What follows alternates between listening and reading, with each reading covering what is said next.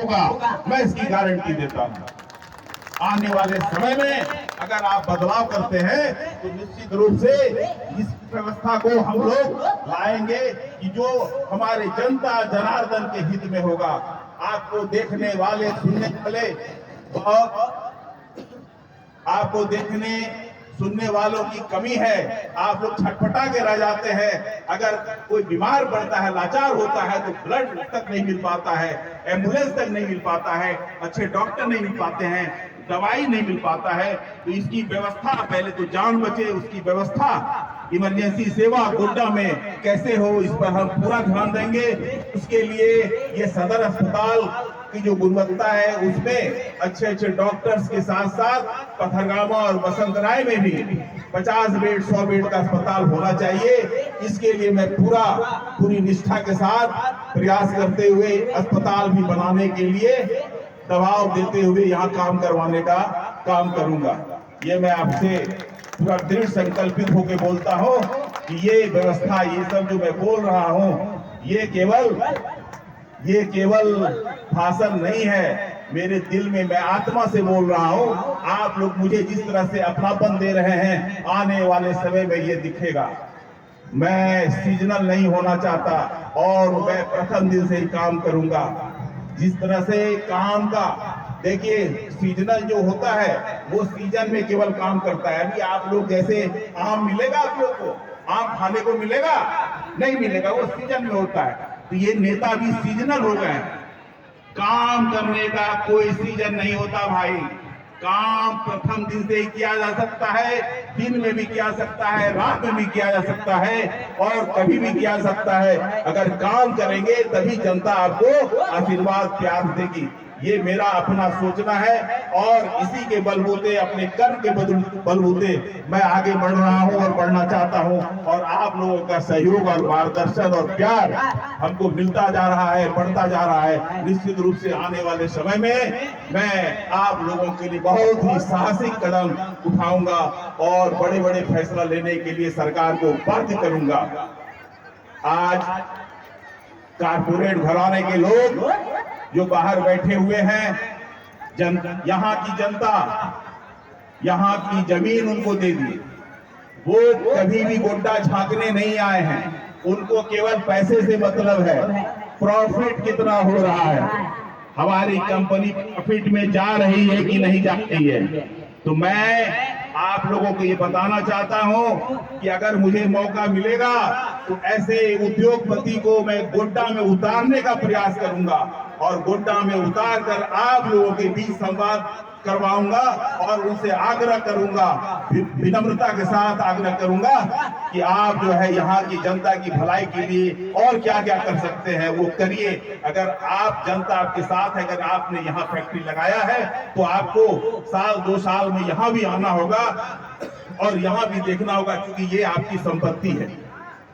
आप एक चीज बताइए भाइयों, अगर आपका 1 कट्ठा 2 कट्ठा या 4 कट्ठा भी जमीन अगर गोड्डा के बाहर है तो आप लोग देखने जाते हैं कि नहीं? जाते हैं कि नहीं? जाते हैं ना। कोई मकान है, कोई जमीन है, अगर गोड्डा के बाहर है, कहीं भी है, 100 किलोमीटर दूर, 500 किलोमीटर दूर, जाते हैं कि नहीं देखने? बाल बच्चा अगर रहता है बाहर तो जाते हैं कि नहीं देखने? जाते हैं ना। तो हमारा वही कहना है कि अगर उनकी फैक्ट्री यहाँ है तो उनको यहाँ आना होगा और यहाँ के लोगों को जो उनके कंपनी के लिए काम कर रहे हैं उनके लिए सोचना होगा और इस क्षेत्र के विकास के लिए पूंजी देनी होगी।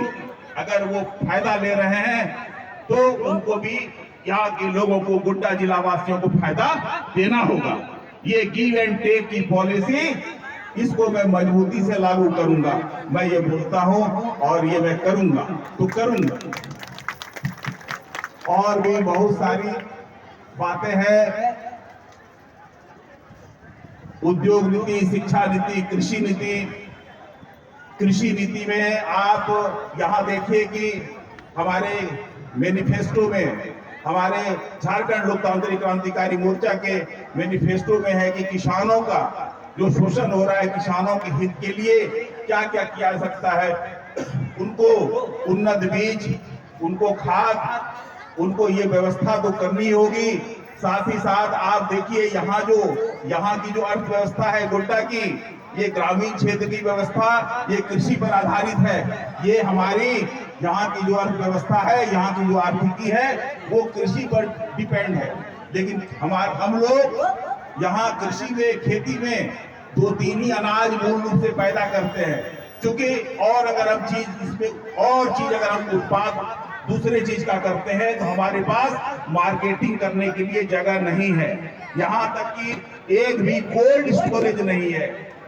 तो कोल्ड स्टोरेज आने वाले समय में गोड्डा में कोल्ड स्टोरेज भी होगा, मैं ये आपको वचन देता हूं। इसके साथ साथ और बहुत कुछ बचा हुआ है, लेकिन चूंकि हमारे जियाउल हक जी ने भी बहुत अच्छे ढंग से आपके सामने प्रस्तुति दी।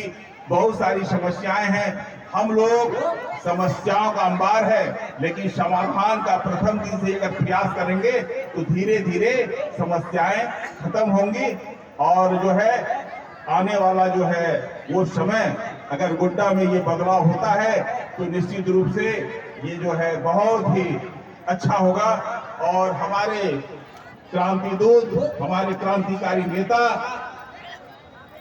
टाइगर जयराम महतो जी, जिनका कल नामांकन हुआ है, आज मेरा नामांकन हुआ, आने वाले समय में आप लोगों के बीच गोड्डा में वो आएंगे और टाइगर जयराम महतो के साथ आप लोग मजबूती से खड़ा होइए, उनके साथ रहिए और इनका जो चुनाव चिन्ह है कैंची छाप पर आप अपना वोट इनको विजयी बनाइए।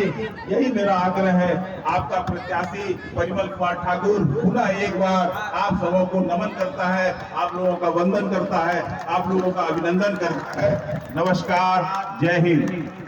झारखंड लोकतांत्रिक क्रांतिकारी मोर्चा जिंदाबाद, जिंदाबाद जिंदाबाद। झारखंड लोकतांत्रिक क्रांतिकारी मोर्चा जिंदाबाद, जिंदाबाद।